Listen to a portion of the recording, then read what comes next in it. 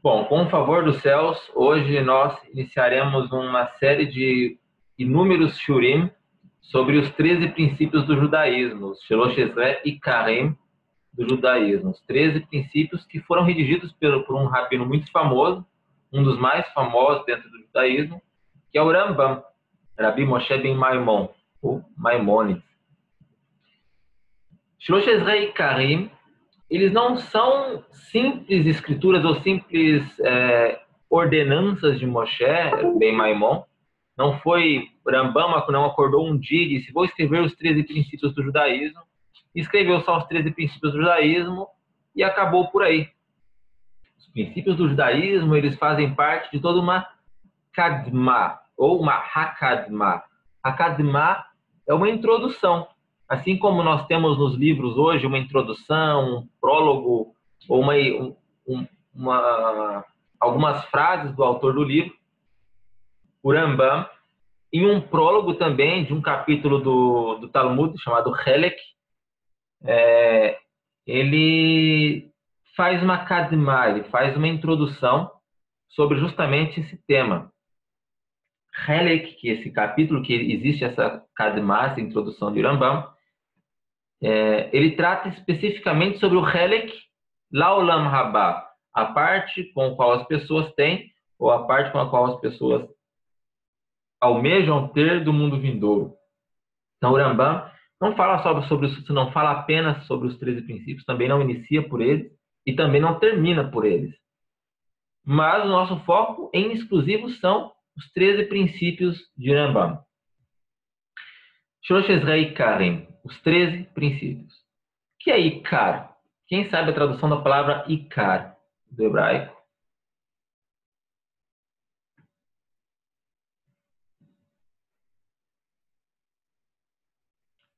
Ikar pode ser traduzido como precioso. Então, quando você fala que essa pessoa é preciosa para você, tem um amigo precioso, você fala Haver Hayakar, o amigo precioso.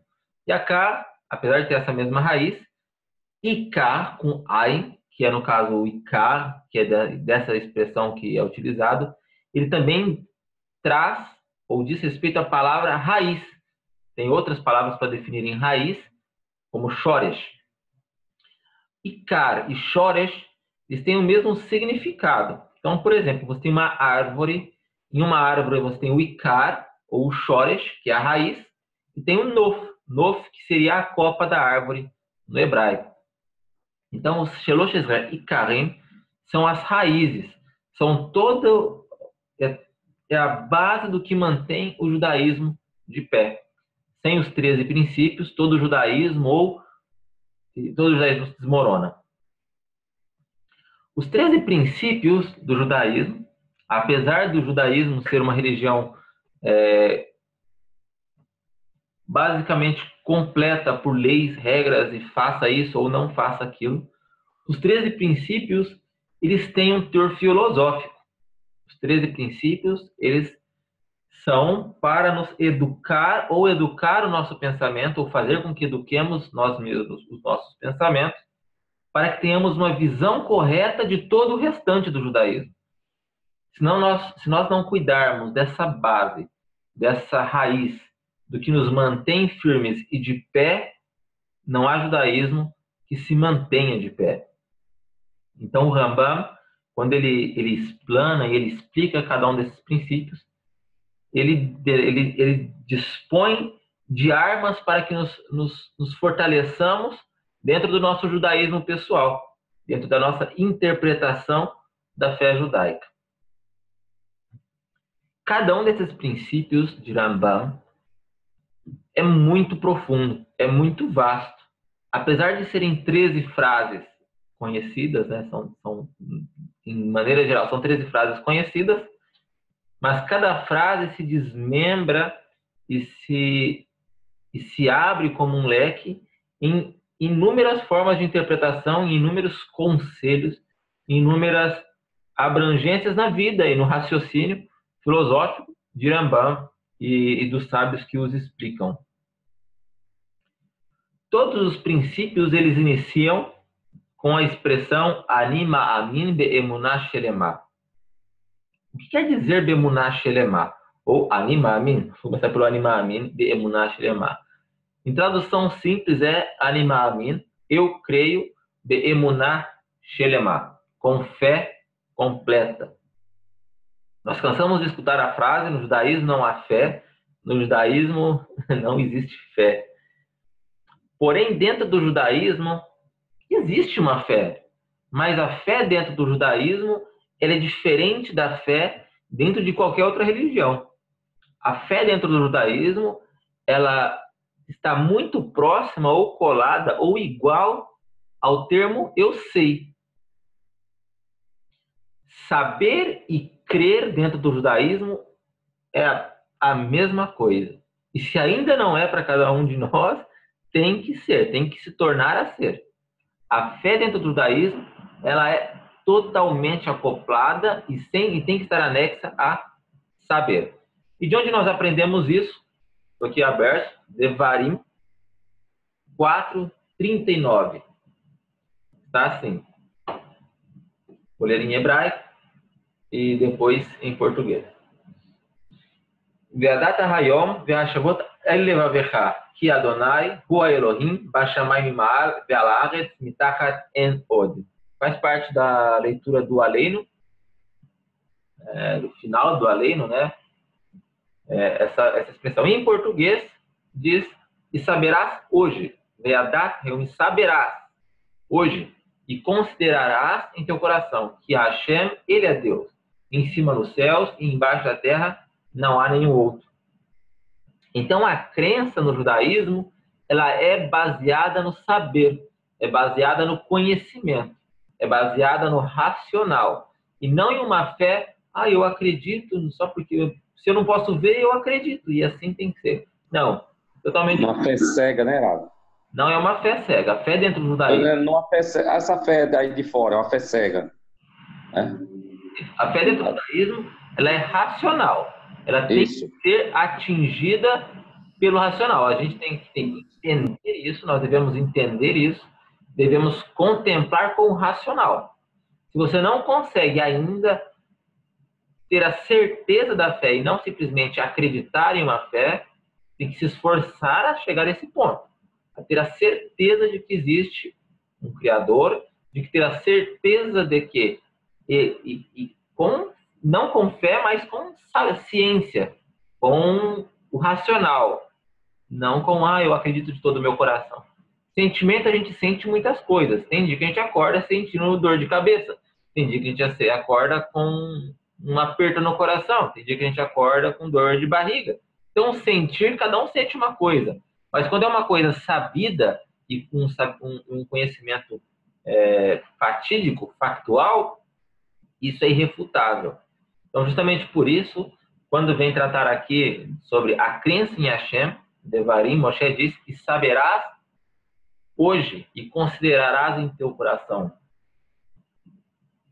Então, a fé dentro do judaísmo, ela é baseada no saber e não na fé cega.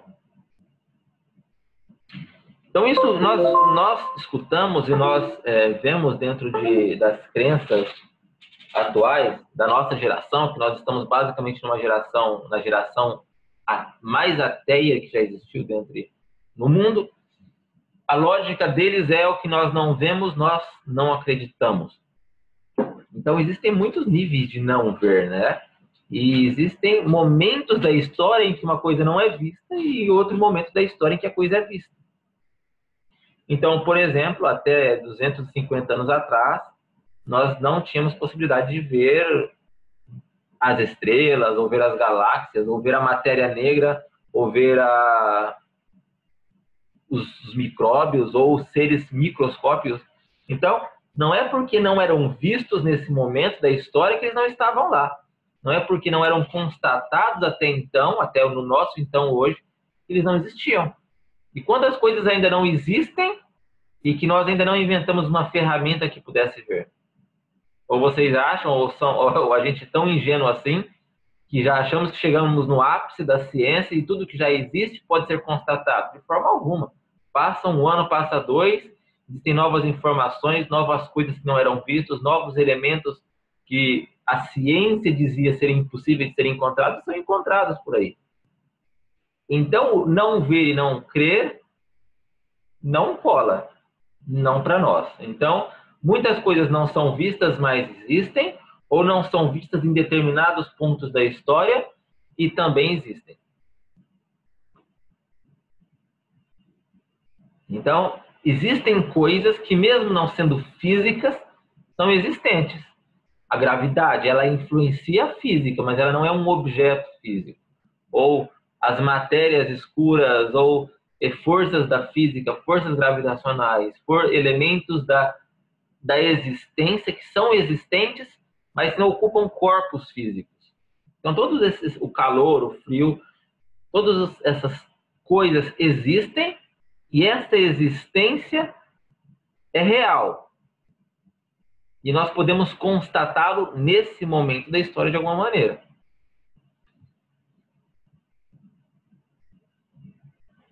Então, Hashem, Deus, dentro da filosofia judaica, dentro do pensamento judaico, ele não é físico. Ele não tem Homer.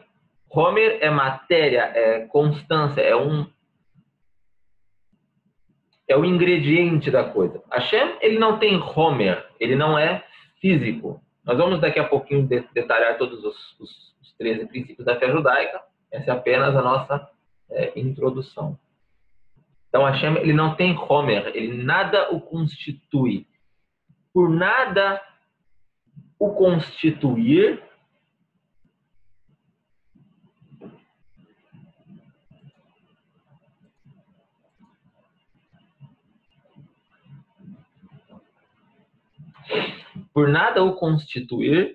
ele não é limitado, ele não tem fronteiras, ele não tem um corpo. Então, por não ter esse corpo, nada o limita, ele não é limitado. Hashem, por não ter corpo, por não ter matéria, e ser que ele é único e absoluto, e não ter parceiro na criação, não ter um outro ser igual a ele, porque se ele tem um ser igual a ele ou semelhante a ele, ele precisaria ter um limite para que ele se limitasse até nesse estágio e a partir de outro estágio existisse um outro ser semelhante a ele. Logo, se existissem dois, ele não é absoluto, não seria absoluto. Partindo desse pensamento filosófico, Hashem, ele precede toda a criação de todas as coisas criadas. Aí você vai falar assim, mas e se ele foi criado por alguém? Bom, se ele tivesse sido criado por alguém, ele não precedeu todas as coisas criadas. Então, Hashem... Sim? Por gentileza, como a gente vai conceber o Ein Sof? Calma, devagar, senão você vai deixar todo mundo aqui doido, tá? Tá bem, eu tô indo devagar. Tá bom? Então, mais para frente, vamos tentar estudar um pouquinho com calma. É uma introdução, então ela é carregada de conceitos. Espero que depois, quando eu estiver esmiuçando cada um dos princípios da fé judaica, a gente possa entender melhor um pouquinho cada uma dessas coisas. Então vamos lá, retornando ao pensamento. Então ele precede todas as coisas. Por ele preceder todas as coisas, ele também não é limitado ao tempo. Então Hashem, ele não é limitado nem à matéria, não tem limites, e nem ao tempo, porque ele precedeu a criação. Ou seja, a gente tem o nosso compatriota físico, Albert Einstein, ele diz que tempo e matéria é a mesma coisa, basicamente a mesma coisa. Tempo e físico e substância é exatamente a mesma coisa. Ou seja, se Hashem criou a existência, ele criou a matéria, assim sendo, ele também criou o tempo. Ou seja, ele é abstrato, ele é alheio ao tempo, alheio à matéria, alheio a limites, alheio a toda forma de pensamento que nós possamos tentar atribuir a ele. E por que ele é alheio e distante a tudo isso? Porque nós, seres humanos, só conseguimos pensar, contemplar e imaginar o que nós temos contato. Então, se nós não temos contato com nada que se assemelhe ao Criador, não podemos imaginar o Criador. Mesma coisa que eu tentar explicar para um cego o que é uma cor violeta, ou uma cor roxa, ou uma cor vermelha, ou a diferença entre as cores. Ele não tem referência alguma do que é cor. Então, como você vai explicar para ele o que é cor? Então, como nós não temos nenhum tipo de contato com o que quer que seja do Criador, com qualquer parte que seja do Criador, qualquer emanação da sua existência, não podemos concebê-lo. O Criador, ele é abstrato ao nosso raciocínio. Ele é abstrato à nossa imaginação. Justamente por isso, Hashem foi muito categórico em dizer: não farás imagem de escultura, porque vocês não viram absolutamente nada.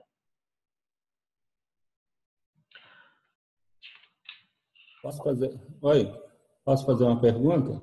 Sim. Rav, Sim. Rav, como é que a Oi. gente vai saber de alguma coisa sobre uma... Tipo assim, o nosso Deus, ele não é hoje nem amanhã, ele é. Como definir isso? A gente vai falar daqui a... Quando nós tivermos... esse ponto nós vamos abranger quando estivermos falando em um dos princípios que fala que ele existiu e existirá para todo sempre. Tá bem?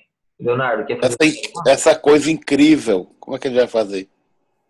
Vamos esperar esse princípio daqui a pouco. Leonardo, por favor.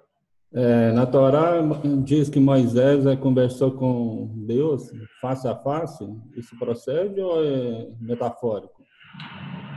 Os nossos sábios de abençoada memória dizem: todas as vezes com que relata ao Criador uma expressão corpórea é uma metáfora. Por exemplo, fala: e o dedo de Deus esteve sobre o faraó, ou o braço de Deus estava estendido nesse lugar, ou Moisés viu a face de Deus, ou inúmeras expressões como essa, todas elas são metáforas. Então, por exemplo, quando fala e Moisés não viu a face, na verdade ele viu as costas, porque Hashem disse: o homem não poderá ver a minha face e permanecer vivo. Então, ninguém pode realmente contemplar a sabedoria do Criador na criação. Então, quando Hashem mostra as suas costas, só para contemplar, para abranger para te dar uma resposta plausível, quando Hashem mostra as suas costas, ele mostra a sua glória. Quando ele mostra a sua glória, ele mostra o Bereshit para Moshe.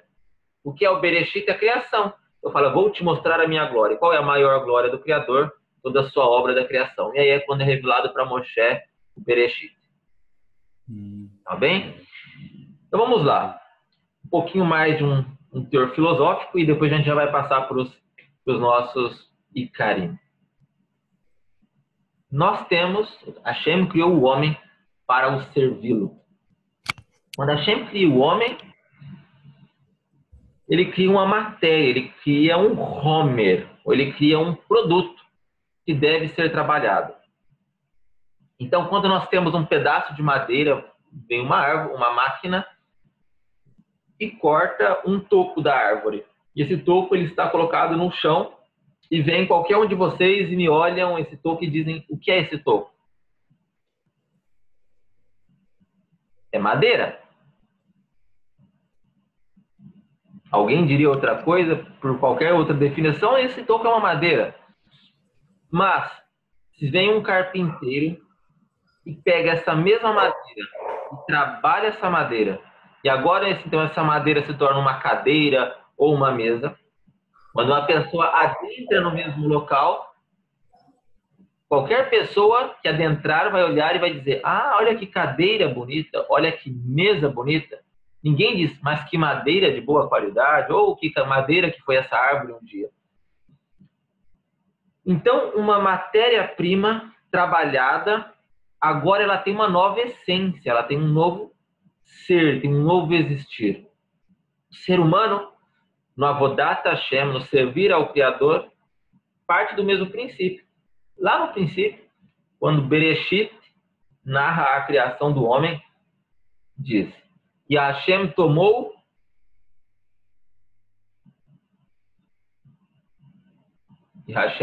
do quê? Pó da terra. Do pó. Para fazer. Esse é o Homer. Essa é a matéria. Essa é a substância do ser humano. E o insuflou? Nas narinas. O quê? Fôlego de vida. Fôlego. A Neshama, alma, esse é o potencial que o homem pode tornar-se a ser. Então, o ser humano, ele nasce, como é narrado em Jó, o ser humano é como um jumento. Um jumento, quem sabe como fala jumento em hebraico? Hamor. Amor. Hamor.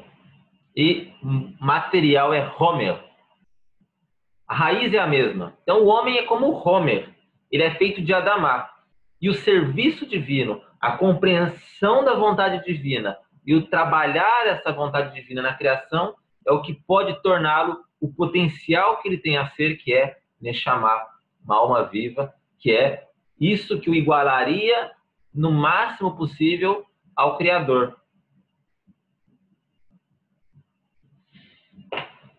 Bom, Seria Bará, Bereshit, Barsut. Bereshit, Bará, Elohim, Lassut. em Bereshit está, Joaquim, o trecho. Então vamos lá. Fez para fazer, né? Isso. O ser humano ele tem um trabalho, uma meta, uma missão aqui na nossa forma de existir. Então vamos lá. Os 13 princípios da fé judaica, eles são muito conhecidos, talvez não por todos como sendo os 13 princípios, talvez não por todos com o seu fiel significado, mas a grande maioria das pessoas que tem contato com o judaísmo, já pelo menos 2 meses depois do contato com o judaísmo, já escutou em algum momento da sua vida dentro do judaísmo alguma referência a eles. Então, existem músicas que dizem respeito a ele, existem trechos da liturgia que aludem aos 13 princípios. Existe, no final de toda a tefilá, por exemplo, no Siddur da Sefer, no mais conhecido Siddur do Brasil, temos no final da tefilá de Shacharit, da reza da manhã, os 13 princípios. Também temos no Siddur Sfaradi, Igdal. Então, existem várias formas e várias referências aos princípios que Moshe narra na sua Kadmá. Então, vamos falar um pouquinho sobre esses princípios. Nós temos, primeiramente, uma música muito conhecida, que é o Igdal, que ele é um resumo do que já foi resumido, né, nos 13 princípios. E, propriamente dito, os 13 princípios da fé judaica. Também é uma poesia dos 13 princípios, né, Rav? É uma poesia, uma canção que foi composta, não tem o nome do autor, é nacional isso, e que reduzem os 13 princípios a uma música, um poema. Então, todos os princípios de Rambam, os 13 princípios, eles começam Anima Amin Be'emunah Shilema. Como nós falamos, o Anima Amin Be'emunah Shilema é uma crença, uma forma de crer no Criador de forma racional. De nenhuma forma, em nenhum momento esse crer em nenhum dos pontos que nós vamos aludir aqui, ele deve ser, eu creio porque eu acredito do meu coração que isso é verdade. Eu creio porque eu tive uma experiência com o Criador. Não. Esse saber ele deve ser um saber plenamente racional. Então vamos lá. Primeiro de todos, é o que nós vamos abordar hoje, pelo menos parte dele. Creio com fé completa que Hashem é o Criador de todas as criaturas. Ele as dirige, ele fez, faz e fará tudo. Como nós vamos discorrer um pouco sobre ele, não vou comentá-lo. Creio com fé completa que o Criador é único e não há unicidade igual a dele. Só ele é nosso Deus, ele sempre existiu e sempre existirá. Nós falamos aqui há pouquinho, há pouco já sobre isso, e como o Criador ele não é Homer, não é matéria, não é espírito, não é luz, não é nada do que ele criou, ele é absoluto, ele é único, inigualável. Não tem limites, assim sendo, não há um igual a ele. Se tivesse um igual, eles teriam ambos limites, ou seja, não seriam absolutos, como é o Criador. Terceiro ponto de fé. Creio com plena fé que o Criador não é corpo. Conceitos físicos não se aplicam a ele e não há nada que se assemelhe a ele. Tratamos um pouquinho sobre a questão do Homer. Qual é o segundo, Rav? O segundo é: não há unicidade igual a dele. Só ele é nosso Deus, ele sempre existiu, existe e existirá. O terceiro é: ele não é corpo e conceitos físicos não são aplicáveis a ele. Não há nada que se assemelhe a ele. Também falamos um pouco sobre isso na nossa introdução. Creio com plena fé que o Criador é o primeiro e o último. Nós temos sobre essa música, sobre esse trecho, em outra música. Quem quer chutar que música tem sobre isso?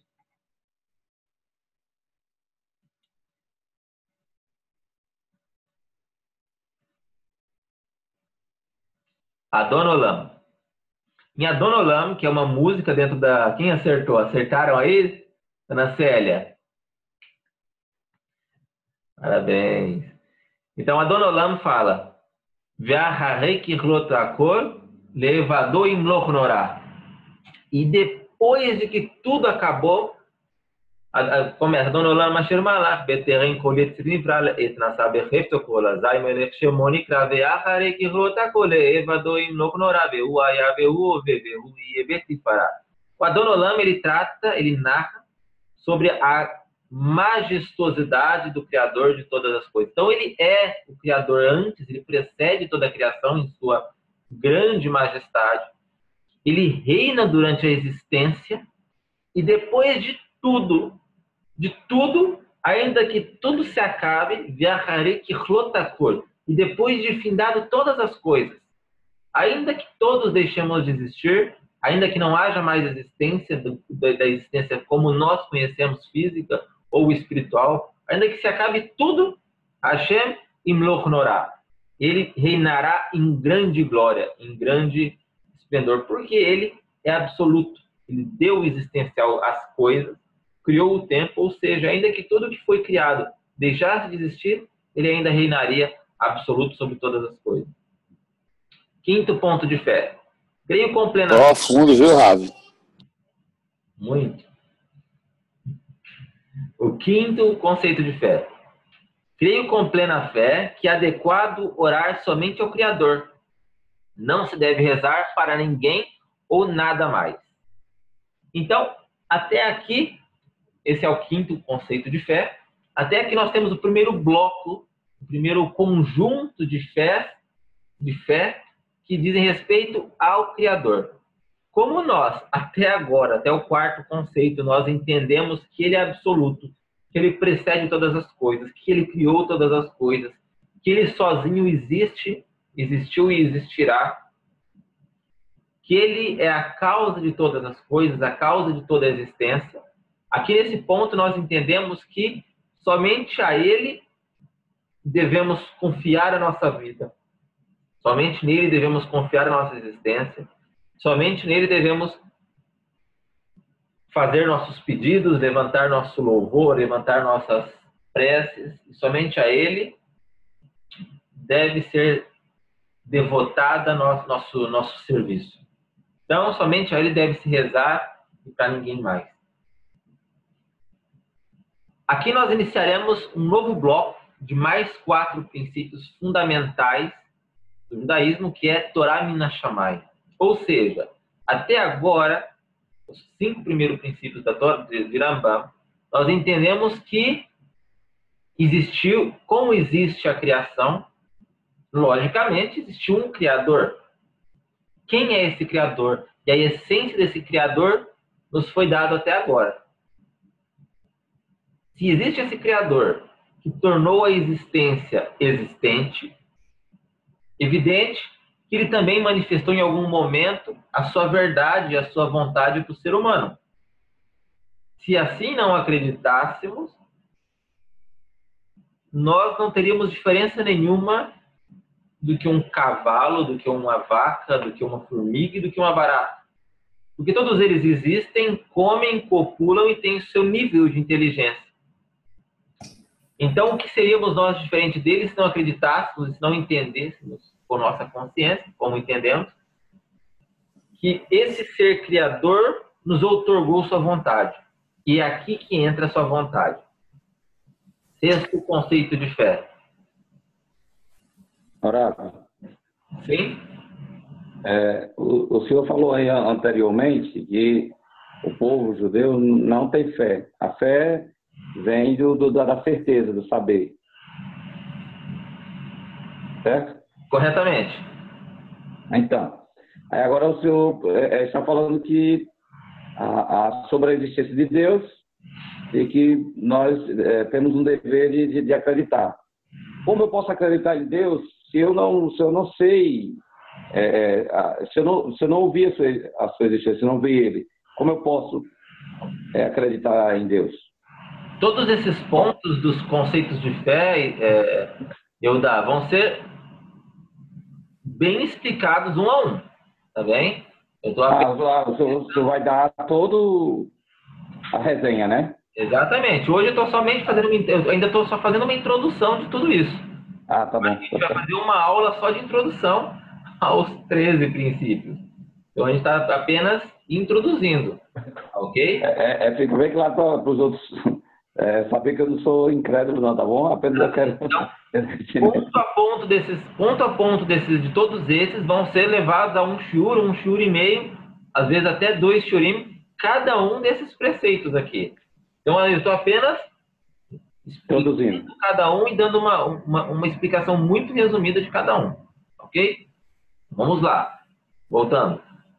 Até agora, os 5 primeiros princípios. Bom, vamos fazer o seguinte: a gente pode deixar todos os comentários, as perguntas para o fim. Eu prefiro que vocês anotem, tá bom? Anotem se tem alguma dúvida. E assim que eu terminar, eu deixo 15 minutos para responder as perguntas. Porque como eu estou num raciocínio e estou tecendo o raciocínio, quando a gente corta o raciocínio de muita gente também. Então, eu prefiro que anotem todo mundo, e aí no fim eu vou deixar 15 minutos para a gente responder todas essas perguntas, tá bom? Ou a maioria delas.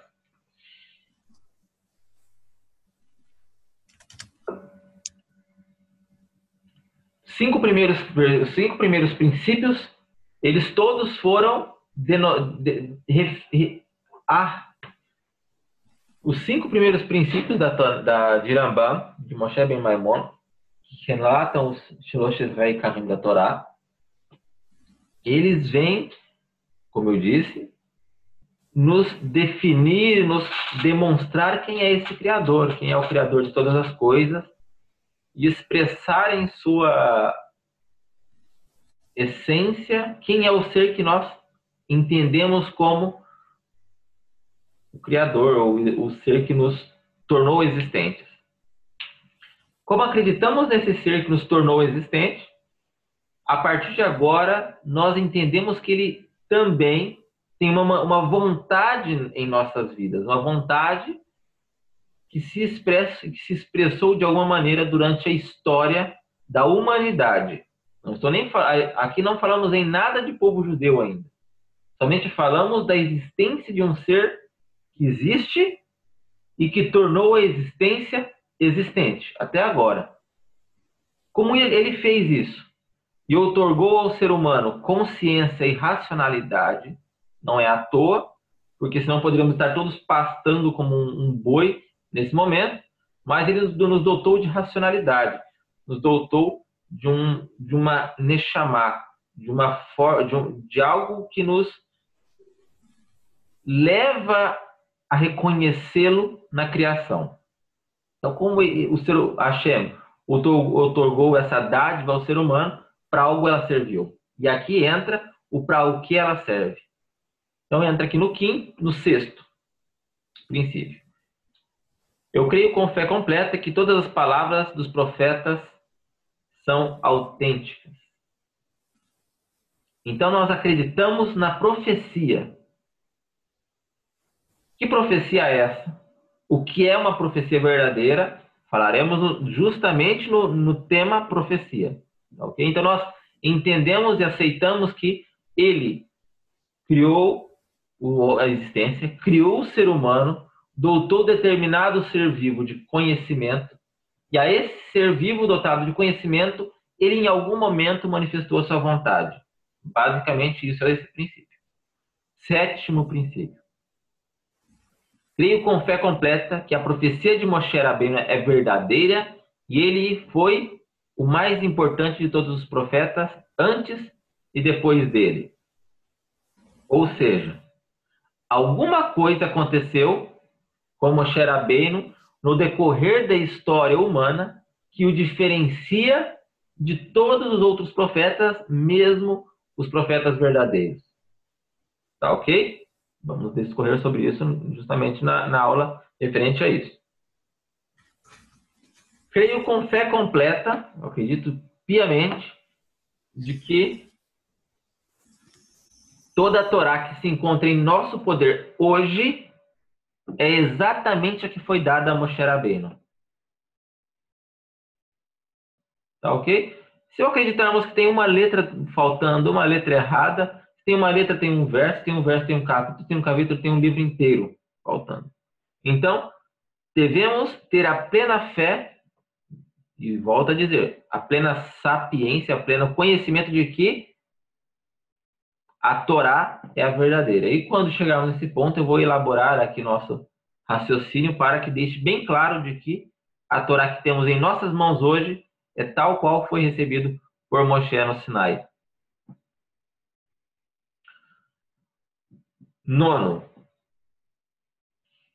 Creio com plena fé que essa Torá não será alterada e que nunca haverá uma outra dada pelo Criador. Ou seja, como esse ser que criou a existência, ele é eterno, e ele consegue observar toda a existência que para nós é separada em tempo. Ele observa como nós observamos um quadro, tem um quadro na minha frente, eu observo, assim, né, Hashem, observando toda a existência, desde Adão até o último homem vivo. Hashem, ele permeia toda a existência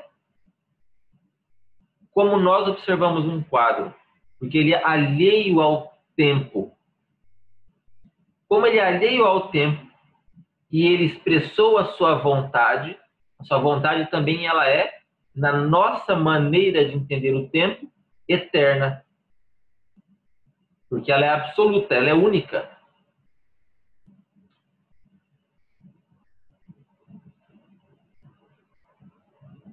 E agora... Como é que você vai conceber, assim, como é que você vai conceber um ser que não tem ontem e nem hoje e nem amanhã, e simplesmente é?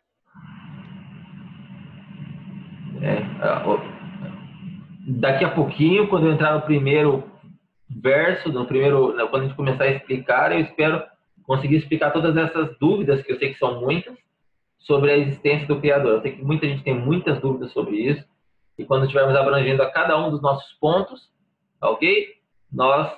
Eu espero poder atingir aí, atender às dúvidas de todos.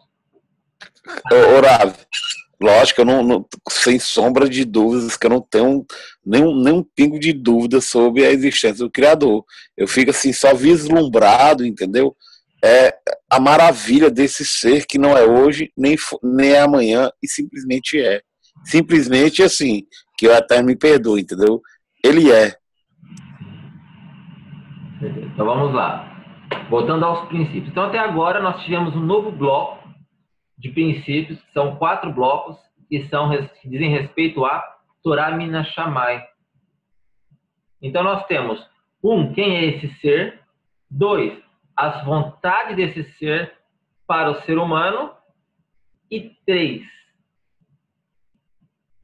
o acerto de contas. O resultado dessa soma do 1 e com 2 vai dar no 3. Então, esses próximos 4 princípios de fé é um reconhecimento sobre o Criador de o que ele causa para a humanidade ou qual vai ser o resultado final de tudo que ele causou até então. Então, vamos lá. Creio com plena fé o Criador conhece todos os atos e pensamentos do ser humano.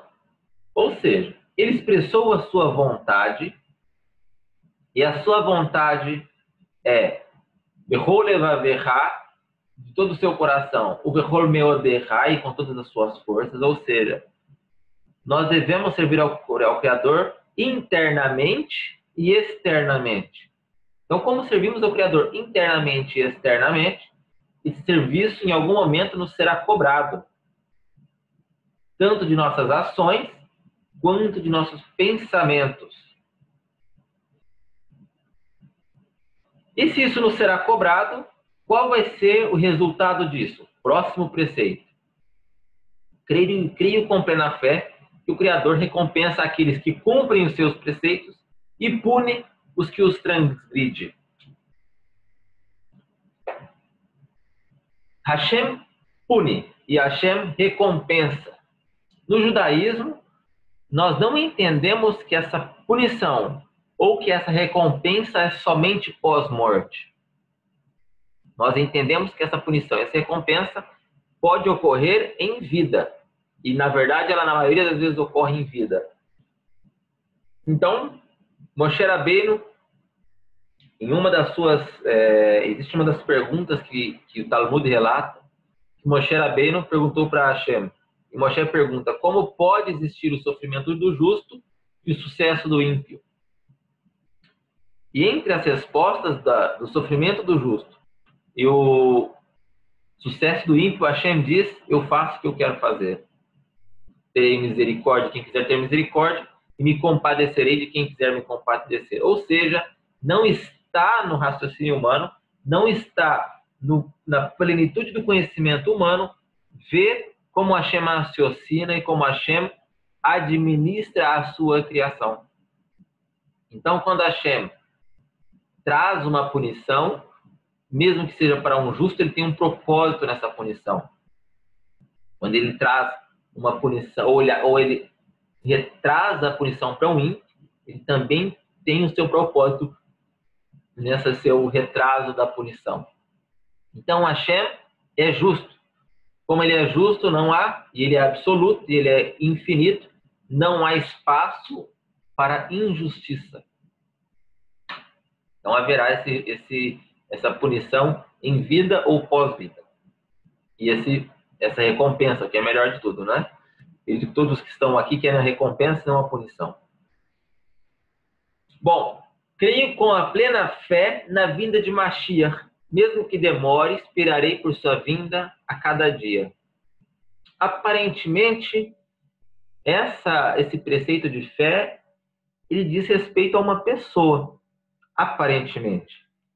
Mas nós podemos observar que tão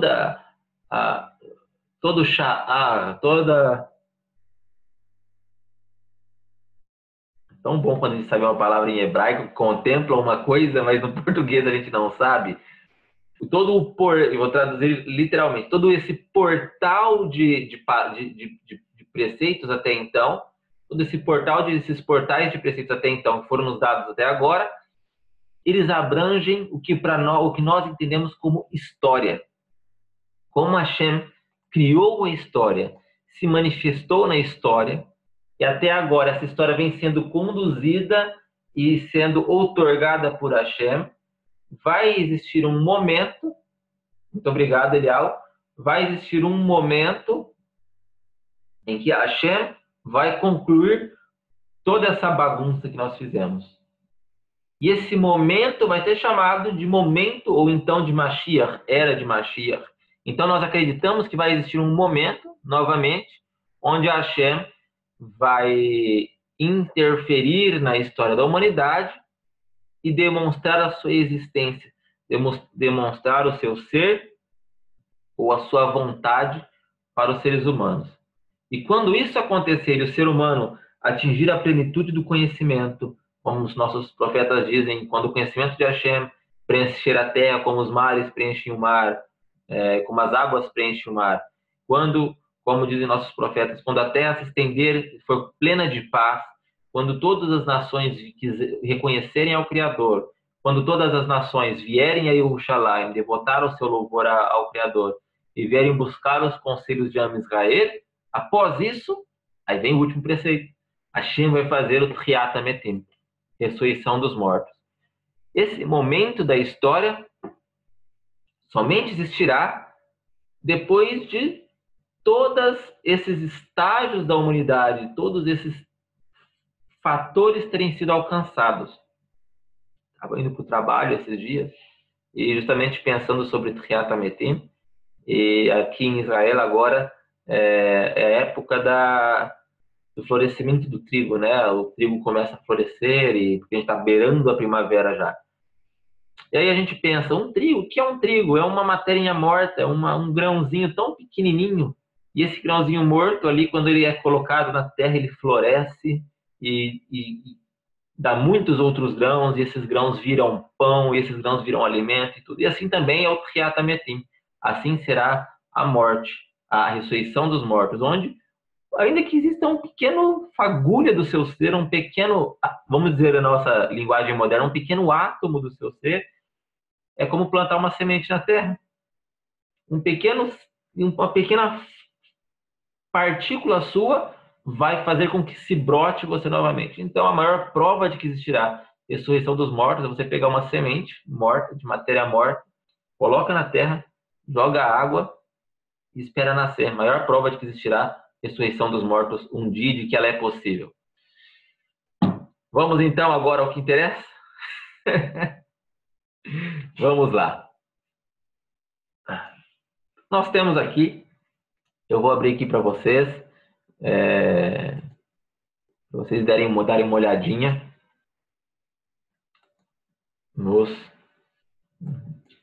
nessa Kadma de Rambam. Aqui nós temos a Kadma de Rambam. Essa é a Kadma, está em hebraico, é evidente, né? Não temos em português. Toda ela. Então, ela discorre sobre inúmeras coisas. Então, por exemplo, entre o bem e o mal, o Gan Eden e o Gehinom, discute sobre a bondade nos dias de Mashiach, a bondade de Hashem na ressurreição dos mortos, e entre outros vários temas. E aí, entre todos esses inúmeros temas relatados por Rambam, nós temos aqui, novamente, outros temas, o Gan Eden, o Gehinom, ressurreição dos mortos, os dias de Mashiach, o rei Mashiach, o mundo vindouro, etc. Onde temos aqui? Aqui nós temos os Yesodot. Aqui nós temos o Shalosh Ezre Yekarei Hadat, os 13 princípios da religião judaica.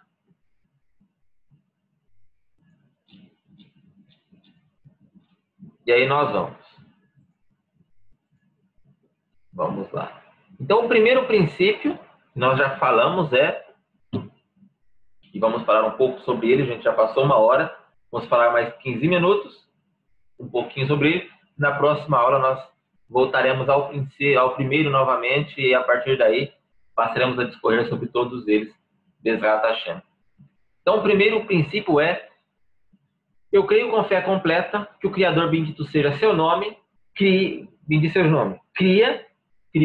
e guiou cria e guia todas as criaturas, e que somente Ele fez, faz e fará todas as coisas. Rambam, na Kadma dele, ele tem uma explicação pessoal dele mesmo sobre essa afirmação. Então, o que ele explica? O primeiro princípio consiste em acreditar na existência de Deus. Isso quer dizer que existe um ser perfeito em todos os aspectos possíveis, que é a causa de todas as coisas que existem. Todo existente, tudo que existe, provém e depende dele. É inconcebível sua existência, já que ele, por si só, já que sem ele, não existiria a nossa existência.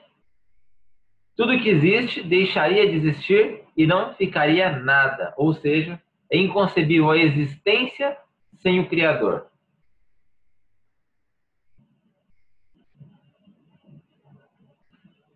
ainda assim, com tudo que ele criou, tornou existente, e todas essas coisas deixassem de existir, significa ou causaria que ele seguisse existindo.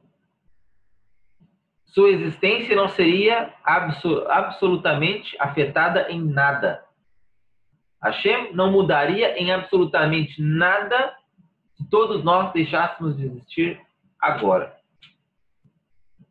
E quando nós falamos, isso é um pouco chocante, eu espero poder explicar isso um pouco depois, bem melhor. Hashem não mudaria em nada. E quando a gente entende que ele não mudaria em nada, quer dizer, ele não ficaria nem feliz, nem triste.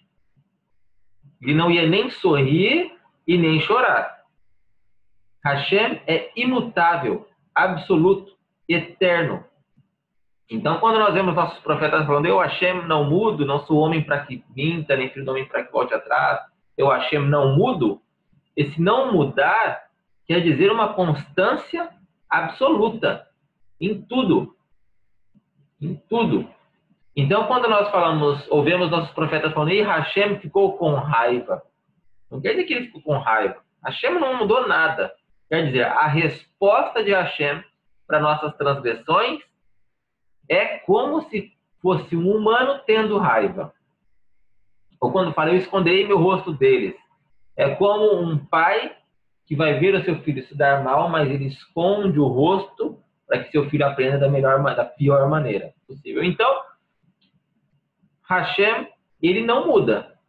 Ele é absoluto. Isso é difícil entender isso quando a gente tem contato com a primeira vez com essa informação.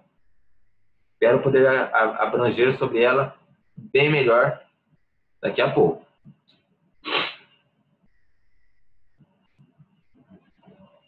Assim também, todo o restante, como os anjos, planetas e tudo que existe, depende do Criador para existir. Esse primeiro princípio da fé judaica, ele é manifestado na Torá no primeiro dos 10 mandamentos. Anohi Hashem Elokecha. Eu sou o eterno teu Deus.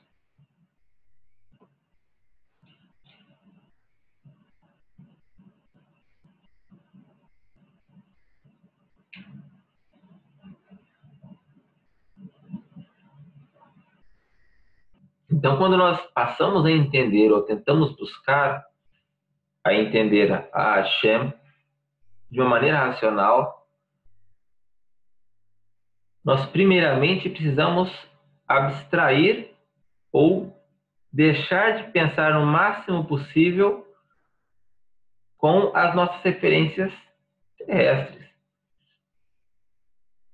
Hashem, dentro do judaísmo, não há uma teologia, que existem em outras religiões, porque justamente não podemos estudar Hashem.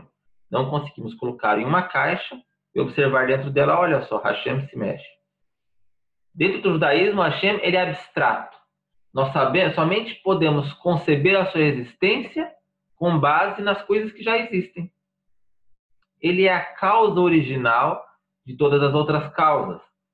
Se existiu um Big Bang um dia, ele causou esse Big Bang. Se existe vida hoje, ele tornou essa vida possível. Se existiu, ainda que seja a evolução das espécies, ele conduziu essa evolução. Ou não, se vocês quiserem acreditar que ele criou assim, ainda assim, ele criou assim. Mas ele criou, ele quis, ele tem uma vontade e essa vontade se manifesta como existência.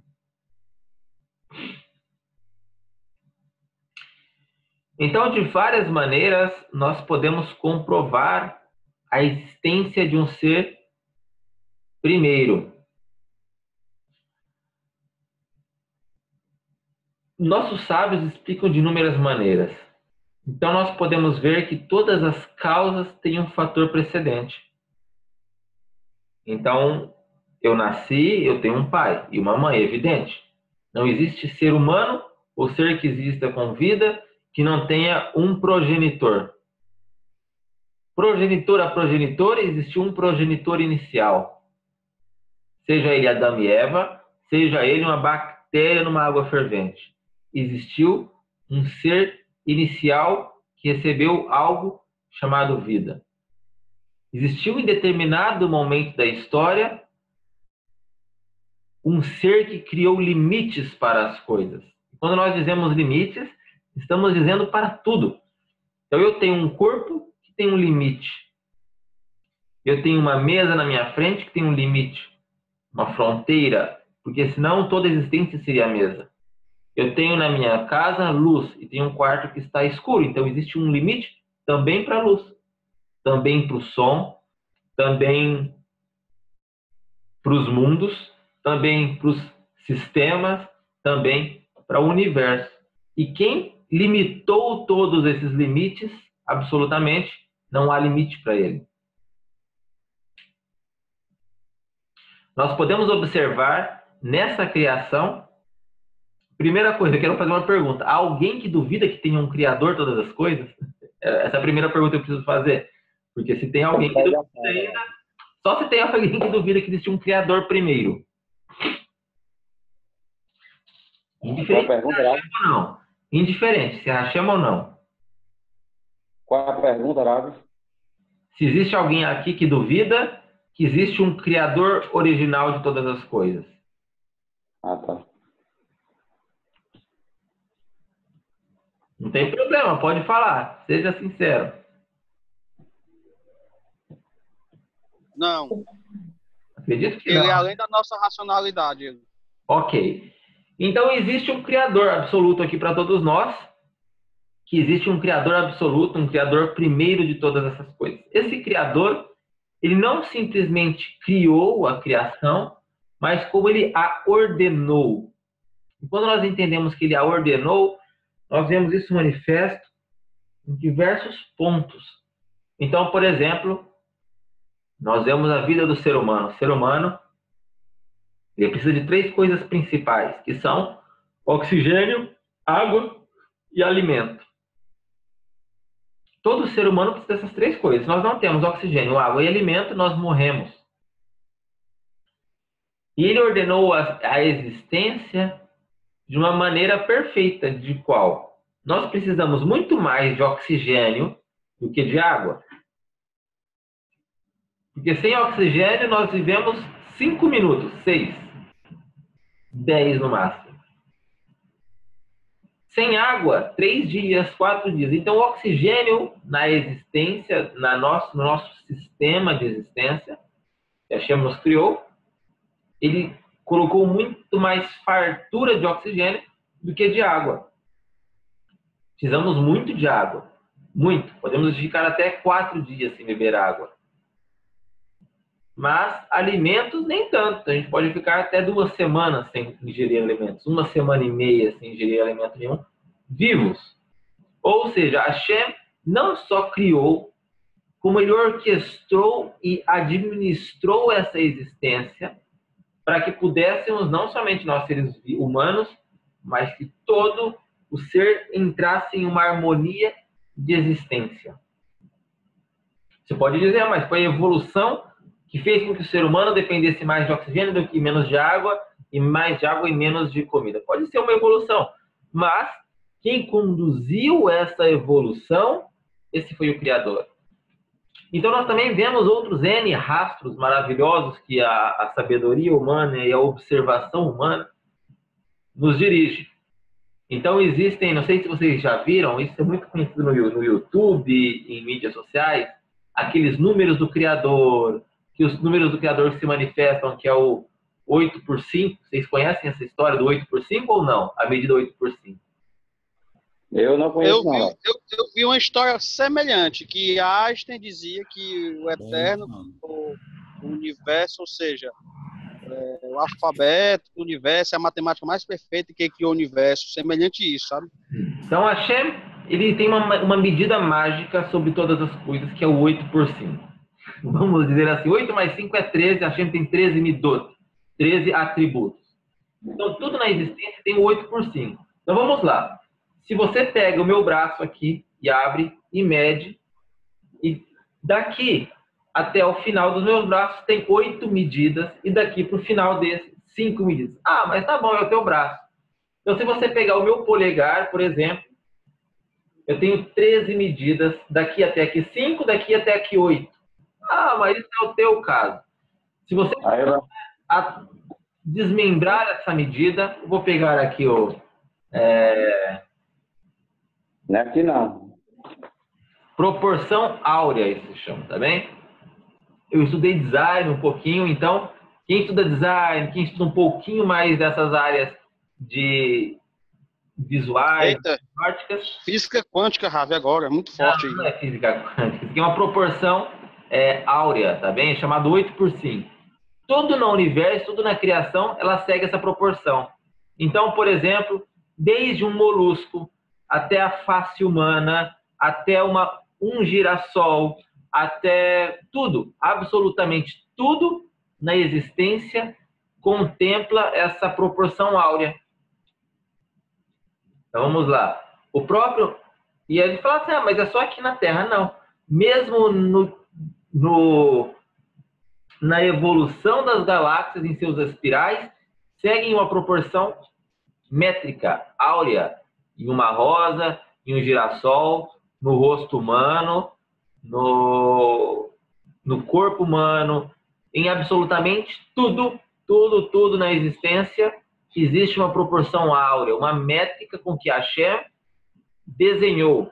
Então aí nós temos uma série de outras teorias que a gente não vai debater agora, que se chama que abrangem o design inteligente, que existe um criador que projetou. Quem quiser pesquisar depois um pouquinho mais sobre a proporção áurea, tá bem? Eu tenho esse livro que o senhor falou, o Design Inteligente, é muito bom, viu? Eu não cheguei a ler, mas eu conheço a teoria. Tá eu tenho esse livro, eu penso no livro que é show. Então nós observamos que Hashem construiu, criou, ordenou, projetou, e vamos parar por aqui, daqui a pouco a gente vai falar sobre o seu mantenimento. Então até aqui nós entendemos que Hashem projetou toda a existência. Aqui no nosso livro eu estou usando o Diocleo. Esse é um livro muito bom. Eu estou usando ele como base para a explicação dos nossos princípios, tá bem? Eu não consegui encontrar ele em PDF, infelizmente, mas eu estou escaneando e espero que na próxima semana eu tenha conseguido escaneá-lo por completo para deixar ele disponível para vocês. É aí que não há para vender também no Brasil. Então, nesse livro, ele traz algumas explicações modernas, atuais também, contemporâneas. Nem tão contemporâneos assim. Então, ele traz, por exemplo, um exemplo de Isaac Newton, cientista, que quando ele descobre as leis da gravidade, ele ficou estupefato, ficou maravilhado com esse controle do Criador sobre todas as coisas, com essa assinatura do Criador sobre todas as coisas. Ele tinha um amigo, e esse amigo dele era ateu e não acreditava em Deus, ele acreditava que tudo foi um acaso imenso. O Isaac Newton, ele vem, e com essa história é bem conhecida, ele constrói lá um sistema solar e deixa em cima da mesa dele.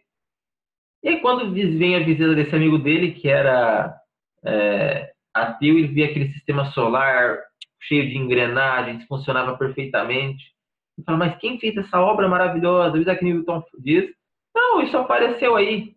Impossível que isso apareceu aqui. Uma obra maravilhosa como essa só pode ter um criador, uma pessoa que projetou ela. E o Isaac Newton responde, mas se você não acredita que não existe um criador que projetou toda essa existência, você acha que tudo isso é obra do acaso? Que mal tem acreditar que essa obra aqui de menos de 1 metro quadrado aqui foi feita, apareceu aqui pelo acaso. Então, entender e aceitar com o nosso racional que existe um criador que criou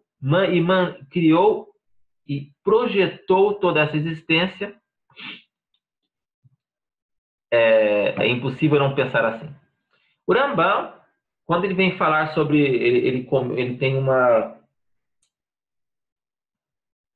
em um de seus comentários no Mishneh Torah, ele diz, qual é o meio para amar e temer a Hashem? Quando o homem medita sobre suas obras e suas criações grandiosas e maravilhosas, toma consciência de sua sabedoria incomensurável e infinita. Então, de imediato, amará, honrará, glorificará e desejará fielmente, fervorosamente, conhecer a Deus. E quando meditar sobre essas mesmas coisas, chegará imediatamente ao temor comparando, é que eu estou fazendo uma tradução simultânea aqui, a um temor por conta de sua pequenez. Como disse Davi, quando contemplo os seus céus, obra das suas mãos, a lua e as estrelas que as compuseste, que é o homem para que o recordes? Está em Yesodei a Torá, capítulo 2. Então, quando o ser humano ele contempla, ele reconhece que existe um Criador e contempla essa obra criativa, aí ele consegue chegar ao temor do Criador, aí ele consegue chegar a um amor pleno sobre um Criador de forma racional, limpa, pura e verdadeira.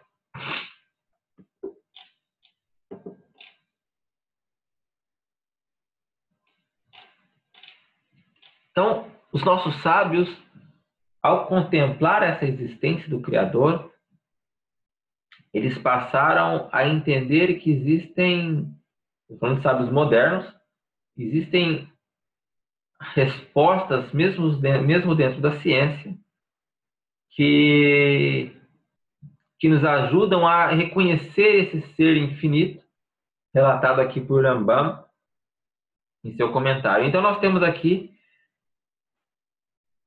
alguns irmãos cientistas que recentemente são atuais e eles são partidários da criação inteligente, partidários do design inteligente. Não são judeus, mas ainda assim eles acreditam que existe um Criador. E eles comentam o seguinte,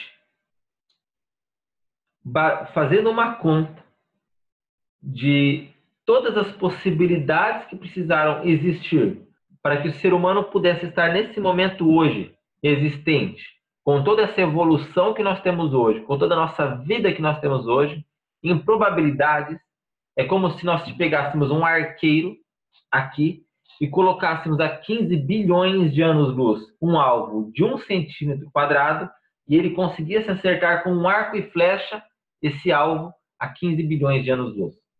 Essa é a probabilidade da existência da vida hoje, como nós a conhecemos, a partir do nada.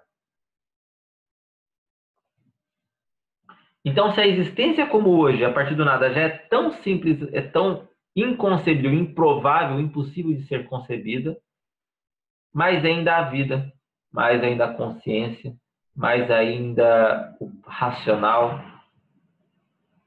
e todas essas maravilhas que Hashem orquestra na existência são mais e mais impossíveis pensando em sua inexistência, como se ele não existisse. Então, quando um homem cria alguma coisa, quando um ser humano vem e cria uma obra, por exemplo, eu citei no início a obra do carpinteiro. O carpinteiro, ele vem, o carpinteiro vem e a partir de um objeto inanimado, ele cria uma cadeira, cria uma mesa. Esse objeto criado por um ser humano não depende do ser humano. Então, uma cadeira ela ainda existe, mesmo que o seu feitor venha a morrer. Então, existe um homem, um ser que tem a capacidade criativa, mas que ele não atrela a sua criação a si próprio. Então, as criações do ser humano são independentes do próprio ser humano. Se hoje tivesse uma praga que todos os seres humanos morressem agora, tudo que o ser humano criou ainda permaneceria existente. Porque as obras humanas não são como as obras do Criador. As obras do Criador dependem de seu existir. Então, por exemplo, nós falamos no começo que existe uma lei da física, né? Que a base é o objeto parado tem de permanecer parado até que o objeto em movimento o mova, ou mova-o.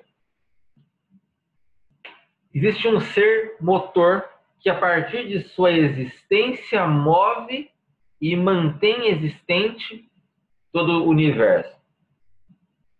Tem um filme muito conhecido que é O que Somos Nós. Quem já ouviu falar desse livro, desse filme?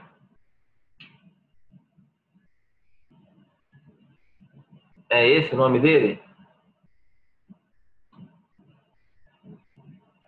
O que Somos Nós. Existe um livro, um filme muito conhecido que se chamado O que Somos Nós. Quem não assistiu, não perca o tempo, não é muito interessante, porque ele não tem tantas coisas interessantes assim, a não ser quando ele fala de alguns temas relacionados à física quântica, algumas coisas que são isso, nesses pontos são interessantes, mas nada que você não encontre em livros muito melhor do que esse filme. Mas eu assisti o filme dos dois, são duas versões eu assisti, e num dos pontos desse filme, que é bem legal, ele demonstra como que a matéria ela é feita para se destruir. Como os átomos eles são feitos para se repelir e não se juntar. E os átomos se mantêm juntos e a existência mantém firme. Então, nessa probabilidade da física quântica, ela quer dizer o seguinte: eu tenho uma bolsa. Na física quântica, eu colocando essa bolsa aqui, ou em um instante, essa bolsa poderia deixar de existir. Que os átomos poderiam simplesmente se soltar um do outro e acabou tudo. Se evaporar, no caso, né? Exatamente. Então, o que mantém a existência existente o tempo todo é justamente o Criador. Ou seja, a criação não é independente do Criador. A criação ela se mantém existente por total permissividade e total força motora do Criador. Bom, eu acho que nós vamos partir agora para algumas perguntas, que eu acredito que algumas pessoas tenham perguntas. Não acabamos ainda o primeiro ICAR, não acabamos, nós seguiremos na próxima aula com a conclusão, provavelmente, dele, e iniciaremos o segundo princípio da fé judaica na próxima aula também. Eu vou abrir agora para as perguntas. Posso fazer a minha? Só uma coisa, cada um tem direito a uma pergunta. Tá bom? Porque senão as pessoas, em geral, fazem 3, 4, 5 perguntas e às vezes outras perguntas. Eu tenho só 15. Então, cada um tem direito a uma pergunta, escolham bem. Pode começar, Eldar. Pronto. Um judeu, um cristão e um ateu. O judeu, ele crê em Deus, mas, porém, não cumpre sua Torá. O cristão, ele crê em Deus, mas pratica Avodah Zará. O ateu, ele não crê em Deus, mas ele faz boas obras, o bem em sua comunidade. No final, o que conta? De novo, as perguntas. De novo, fala os 3 casos. Um judeu, mas, porém, esse judeu, ele não cumpre Torá. Ele crê em Deus. Ele sabe da existência de Deus, mas ele não cumpre Torá. Ele não é temente. Um cristão, ele crê em Deus, mas ele distorce toda a divindade, toda a unicidade, e ele pratica um Avodah Zará. Um ateu, ele não crê. Ele pode até saber da existência de um ser, mas ele não acredita nesse ser. Mas ele pratica coisas boas.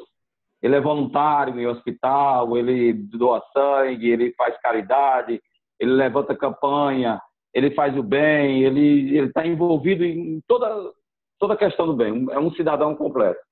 No final, o que conta?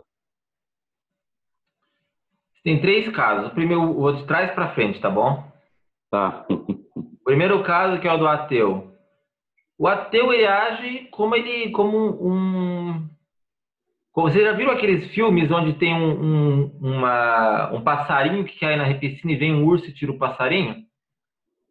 Em nada esse ateu se diferencia do animal que faz um bem instintivo para outro animal. Ele não serve a nada. Ele faz o bem instintivamente. Um cristão que você citou, ele não sei qual é. Deixa eu pegar um exemplo bom para você. Você tem um rei. Um rei que tem um reino. E nesse reino, ele é absoluto, ele sustenta, ele mantém, ele concede todas as benefícios para o seu reino. E dentro desse reino, tem uma pessoa ou uma cidade que lá eles cumprem toda a vontade do rei do país vizinho. Mas eles são pessoas boas. Mas aquele que o sustenta, eles não honram. Aquele que dá alimento e concede para eles vida diariamente, esse eles não honram. Mas eles são pessoas boas. Fica no teu julgamento que você acha que o rei pensa deles. Já o Israel, o judeu, ele acredita, mas não cumpre. É a mesma coisa que o mesmo rei que tem um filho, e é seu filho, e esse seu filho não cumpre a sua vontade. Você, ou qualquer um que tenha filhos aqui, ainda que seu filho não cumpra a sua vontade, ainda que ele faça coisas que de fato não são do seu agrado de forma alguma, você também não vai querer ver a morte do seu filho. Então essa é a comparação que eu tenho para você, esses teus 3 casos. Aí eu acho que as minhas comparações são melhores do que uma resposta precisa. Okay? Eu acredito num Deus que criou esses 3, distintos dos 3, e para uma função, para que todos os 3 desenvolvessem suas funções. Agora, o julgamento final não é meu. Mas se Hashem manifesta uma vontade ou dá para a criação, ele entende que essa criação deva também seguir a sua vontade. Mas por que ele não fez todos eles crente, fiel e obediente a eles? Porque Hashem não quis fazer anjos. Se Hashem quisesse fazer anjos, ele já teria feito todos os anjos santinhos. Exatamente.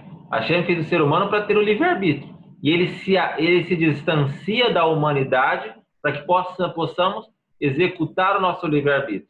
Cabe a cada um buscá-lo racionalmente, de fato, encontrá-lo e buscar fazer o seu bem. Justamente por isso Hashem não exige um reconhecimento absoluto dele por Bnei Noach. Os Noahides, uma pessoa que acredita que existe um Criador e em sua vida, por temer a essa existência, indiferente se conhece judeus ou não, ele acredita que existe um Criador, um único, racionalmente, como fez Abraham Avinu. Ninguém foi lá falar para Abraham Avinu que existia Deus. Ele, pelo racional dele, ele falou, não, existe só um Criador, ser primeiro, etc. Como tudo que eu falei aqui. Ninguém precisa da Torá para entender tudo que eu falei aqui. Qualquer pessoa, pelo racional, chegaria à mesma conclusão que eu falei aqui. Só pela criação ele chegou ao eterno, não é só pela natureza, né? Só. E aí, essa pessoa, ela pratica atos morais por temor ao Criador. E por amor a esse Criador. Por amor ao Criador que criou a vida. E aí, sim, essa pessoa tem a mesma recompensa que o Kohen Hagadol, que o sumo sacerdote, mesmo sem ser judeu. Ok? Próxima pergunta.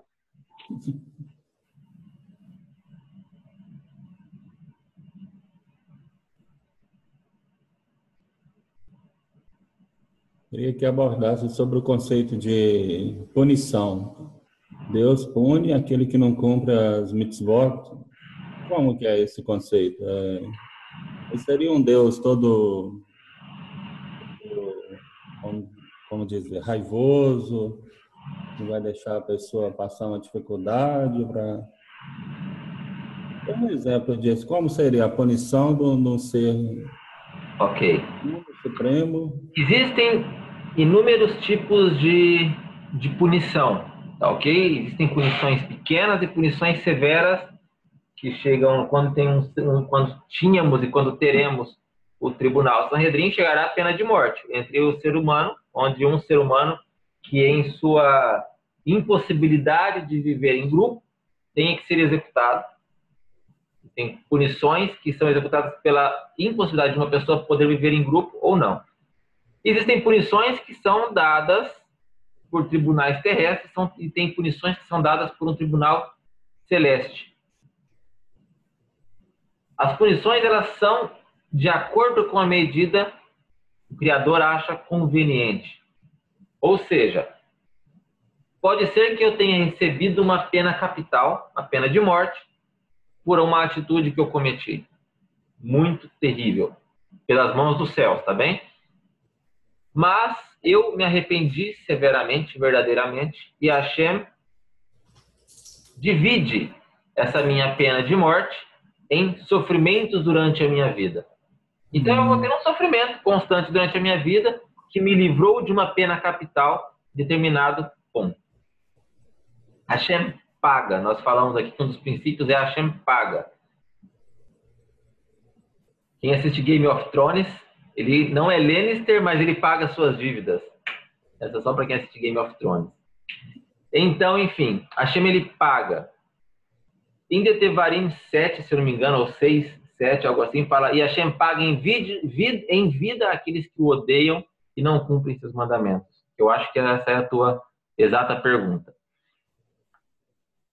Hashem tem um bem muito grande, que nós entendemos, que é o Olam Rabá, que é o mundo vindouro. Mas nem todo mundo é 100% mal, nem todo mundo é 100% bom. Isso acho que todos concordamos. Para as pessoas que são más, nós entendemos como más aquelas que não respeitam o seu próximo, basicamente isso, para a humanidade, essa é a vontade do Criador, que você siga leis morais, não matar, não roubar, não ter relações ilícitas, respeitar a vida dos animais, estabelecer tribunais de justiça. Basicamente são essas as leis para a humanidade, tá ok? Nós não estamos falando do judaísmo, estamos falando para a humanidade. Então, um ser humano que não cumpre essas leis básicas, ele merece uma pena capital. Se não for por um tribunal celeste, ele é por um tribunal terrestre. Hoje não temos tribunais terrestres. Mas é muito severo isso, a pena de morte? Pena de morte. Então, uma pessoa que mata, que assassina outra pessoa, e deliberadamente, ele vai matar um, vai matar dois, vai matar três, vai matar quatro, e daqui a pouco está igual ao Brasil. Uma pessoa que rouba uma azeitona, ele vai roubar R$2, vai roubar R$5, vai roubar R$3 e vai acabar igual o Lula. Então, basicamente, desculpa as brincadeiras, sei que tem gente que não é assim, mas o roubo, a promiscuidade, o assassinato, todas essas leis básicas da vida humana, elas não têm fim. O ser humano, a gente pode conhecer, a gente começa comendo uma bolacha e acaba comendo o pacote inteiro. O ser humano é assim, ele nunca está cheio, nem de bondade, nem de maldade. Existem transgressões que só são punidas pela pena capital. Para nós parece muito feio. Pena de morte. Pena capital. Acredito que o mundo estaria muito melhor se existisse uma pena capital vigente. Acredito. Mas, enfim, deixa eu ver a tua pergunta, deixa eu concluir. Então, Hashem, ele paga tanto os bons quanto os maus. Então, se tem uma pessoa boa, que ela cometeu alguns atos ruins, e Hashem, em seu julgamento celeste, entende que ela mereça o Olam Rabá, ele vai fazer essa pessoa sofrer, muito provavelmente, para que ele pague suas transgressões aqui na Terra. E uma pessoa que ela é, em sua suma, em sua essência, uma pessoa má, uma pessoa perversa, e ela comete alguns atos de bondade, Hashem também paga ela aqui na Terra, mas paga seus atos bons. Então ele também tem seus méritos, tem todas as suas recompensas, toda a sua riqueza, todos os seus sucessos profissionais, amorosos, etc, etc, etc, aqui na Terra, para que quando chegar o seu dia da morte, ele não reste nada. Então ele morre e é como uma chama de uma vela que se apaga. E aí acaba a vida desse ser. Morre para sempre. E já os justos que sofrem nessa vida têm a certeza de que existe um ser que observa e que administra, como nós vemos, que conduz todo mundo justo e que vai entregar um bem puro, um bem pleno no mundo vindouro. A gente vai discorrer mais sobre isso nos portais finais dos 13 princípios, que é sobre ele recompensa os justos e pune os maus. Bom. Tá ok? Próxima pergunta.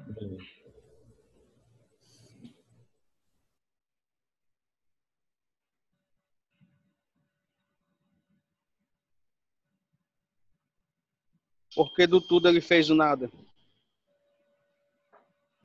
Hashem criou a existência para que ele pudesse manifestar a sua bondade e os seus atributos de bondade. Um rei só é rei se ele tem um povo para que o reconheça como rei. Então, Hashem, em algum momento, ele quis criar a existência para que tivesse também observadores. Não que Hashem necessite desse nosso reconhecimento, mas é como uma pessoa que quer manifestar a sua bondade a alguém. Não precisa, tem pessoas que são altruístas, que não necessitam de bondade nenhuma, de conhecimento nenhum, e ainda assim causam o mal.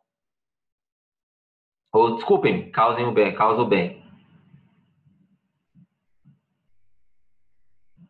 Quer fazer uma pergunta, Caleb?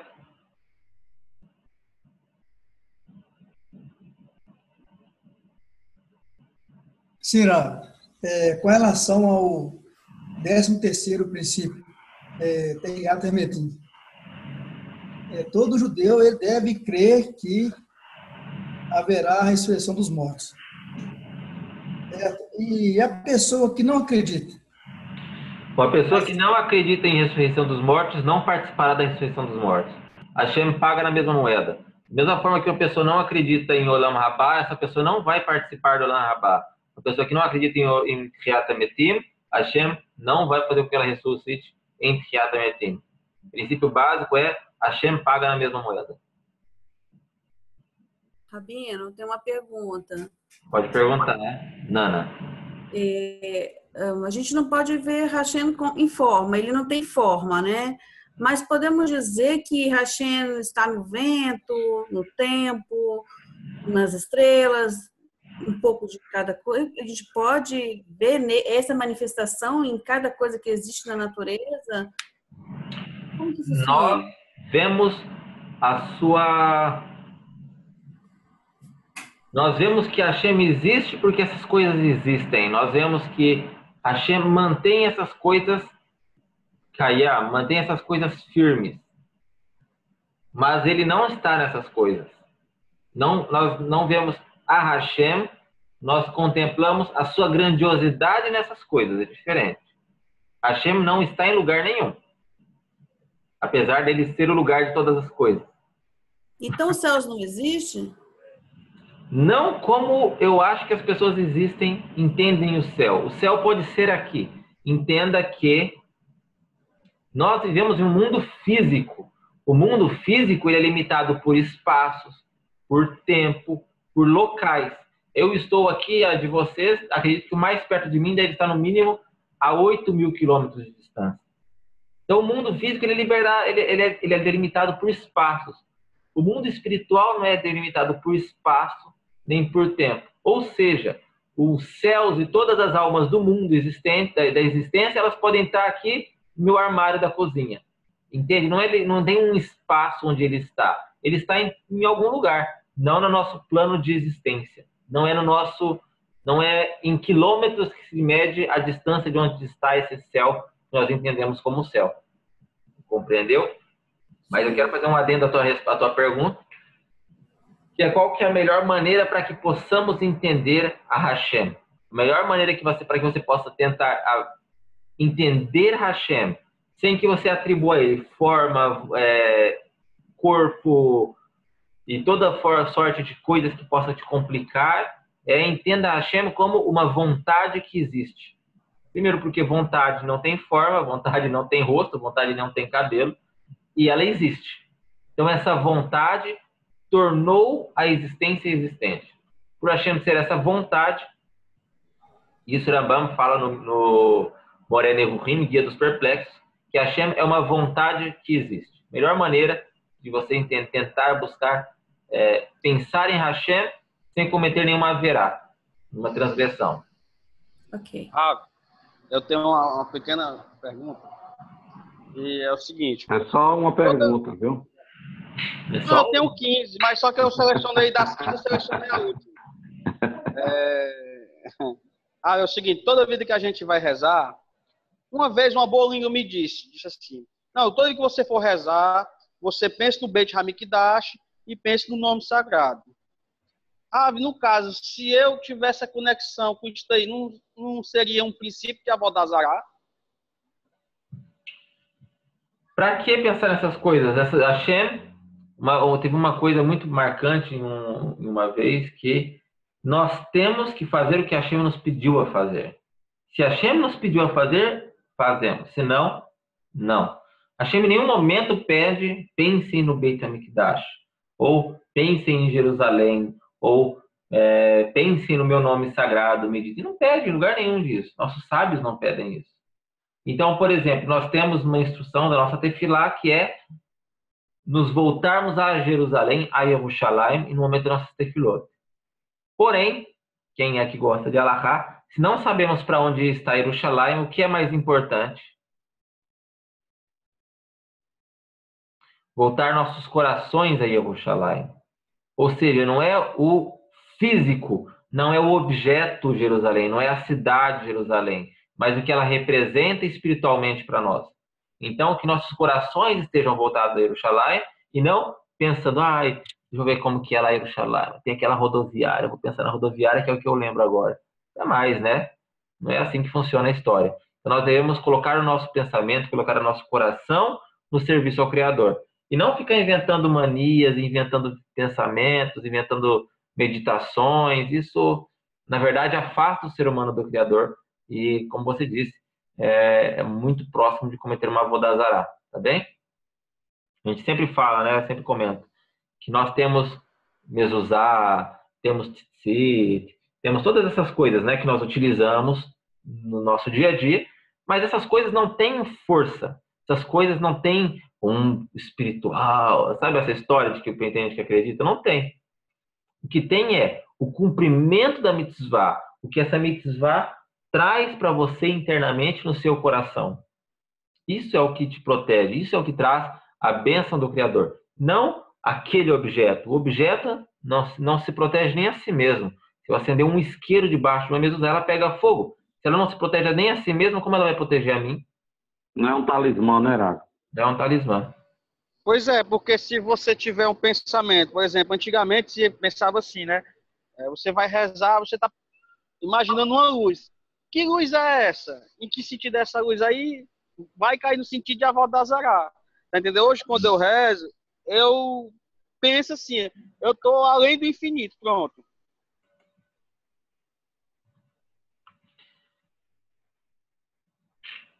Próxima pergunta. E a última, acredito, ou penúltima? Pode perguntar, Yohanan. Pois apesar assim não vou falar sobre livre-arbítrio, nem questões sobre criação e substância, mas a minha pergunta é mais sobre a questão de transcendência ou imanência divina. A gente, por exemplo, a transcendência seria um Deus assim absolutamente independente do universo que ele criou, certo? Independente da criação. E um Deus imanente seria um Deus que ele interage com a natureza. A gente vê isso na saída, né, na libertação do povo de Israel do Mitzrayim. Nessa explicação que o senhor trouxe de Rambam, qual é a visão dele sobre isso? Seria Hashem, no caso, transcendente ou imanente? Ele teria essas duas características? Ok, vamos lá. O Rambam, ele tem uma forte influência da escola aristotélica de pensamento filosófico, né? Não, fica com a tua carinha aí, Hanan. Não esconde o rostinho, não. Aí. Então, o Rambam, ele tem uma forte influência do pensamento aristotélico na composição, tanto do Mishneh Torah, ele segue até as mesmas regras dos filósofos quando ele escreve o Mishneh Torah e etc. O Rambam, em suas explicações, tanto no Moreh Nevuchim, quanto em suas inúmeras outras escritos, ele tenta explicar, principalmente no Moreh Nevuchim, qual é a essência do Criador. Então, nos pensamentos filosóficos, eu não vou lembrar qual é a corrente que traz um desses pensamentos, que é que existiu um Criador, ele criou o mundo, deu um bicudo e fala, vai sozinho que eu vou ficar de boa. É o deísmo, Rafa, fala isso aí, viu? Sim, mas tem uma corrente filosófica que pensa assim.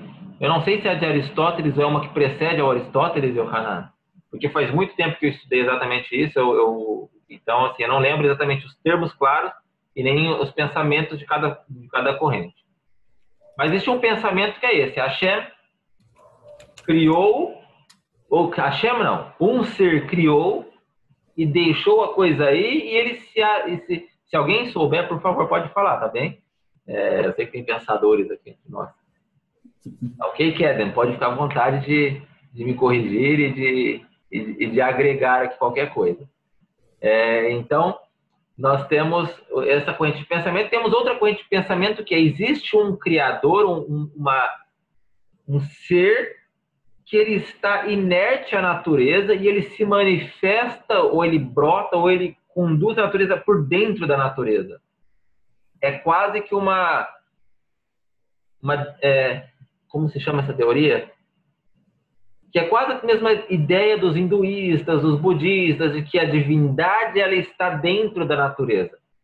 É o panteísmo. Panteísmo, obrigado. Existem, então, essas duas formas de imaginar um Deus, em várias outras crenças.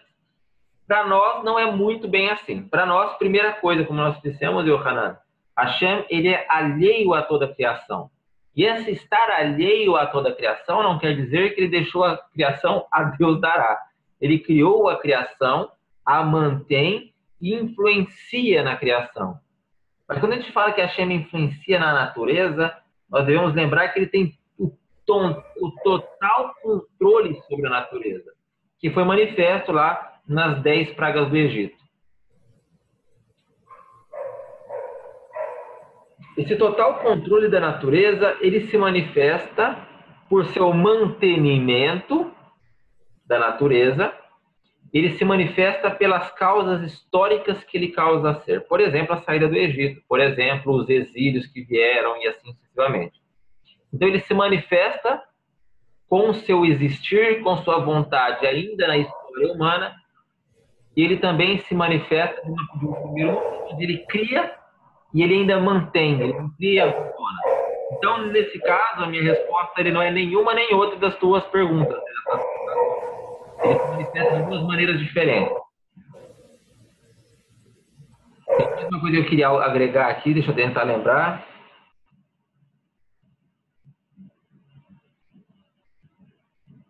Ele cria, mantém, está presente. Tem mais alguma coisa que estava aqui na minha cabeça, eu fui desligar o áudio do cachorrinho e me fugiu. Mas espera aí que eu vou lembrar. Bem.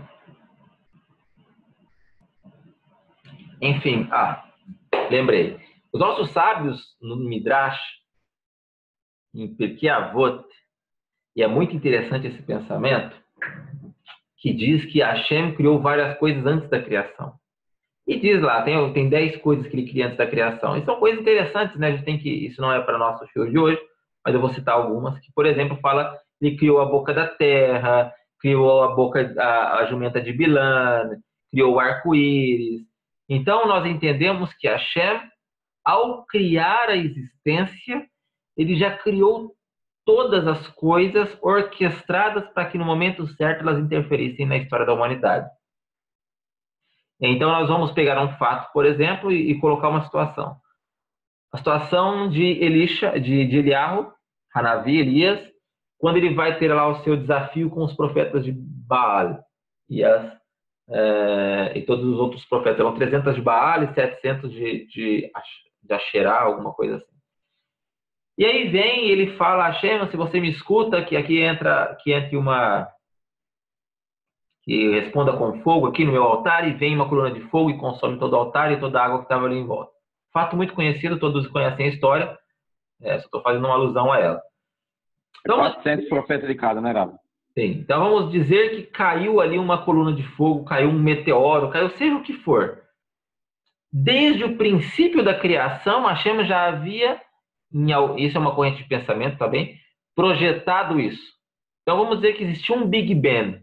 Na hora que sai o Big Bang e sai uma explosão para um lado, Hashem já sabe que e nesse ponto da história, essa explosão saiu para o lado, ela ia ter que vir, cair aqui na Terra. É uma ideia. Assim como, por exemplo, tem pensadores que dizem que tudo o que aconteceu em Mitzrayim foi por conta de um vulcão que entrou em erupção. Eu não tenho problema nenhum em pensar que também possa ter sido um vulcão que entrou em erupção. Para mim, tudo bem, porque Hashem conduz a história e entender que os milagres são fatos somente sobrenaturais é um erro. Na verdade, os milagres eles acontecem o tempo inteiro. O sol nasce amanhã por um milagre divino, porque senão ele pararia seu movimento, a Terra pararia seu movimento hoje mesmo. Então, eu não tenho problema nenhum em entender que Hashem se manifesta ou se manifestou previamente, projetando toda a existência para que as coisas para que as coisas surgissem no seu então. O milagre não está, então, nos fatos que ocorreram no Egito. O milagre não está em Eliyahu Hanavi pedir o fogo para Hashem. O milagre está em Hashem conhecer a sua obra. A gente vê aquela máxima, né? Uma pessoa que projeta uma arma e dá um tiro, ele não sabe quantos quilômetros por hora vai sair aquela bala. Então, Hashem projetou o universo, projetou a criação. Então, ele sabe o então de cada coisa em toda a criação. Se torna muito fácil para ele em si entregar essa mensagem a um profeta em determinado ponto, sendo que ele já sabe o que vai acontecer. Hashem já sabe o que vai acontecer daqui uma semana, daqui 2 dias, daqui um mês, daqui um ano. Ficou claro? Ou compliquei mais? Ficou claro, Rafa. Okay. Claro, então, ótimo, Murilo. Obrigado. Ponha. Surgiu mais uma dúzia de perguntas, Rafa. Ixi, é sempre assim. Meu pai do céu. Sempre tem um shuri. É o Bibur, é a arte de Bibur. Vixe Maria. Nosso shuri, então, continua semana que vem, segunda-feira, às 19h30, horário de Brasília. Perguntas podem me enviar no WhatsApp, feliz em responder. Tá bom, Rafa. Tá bom? Um abraço. Valeu, Rafa. Tamo junto, é nóis. Tchau a todos. Shalom.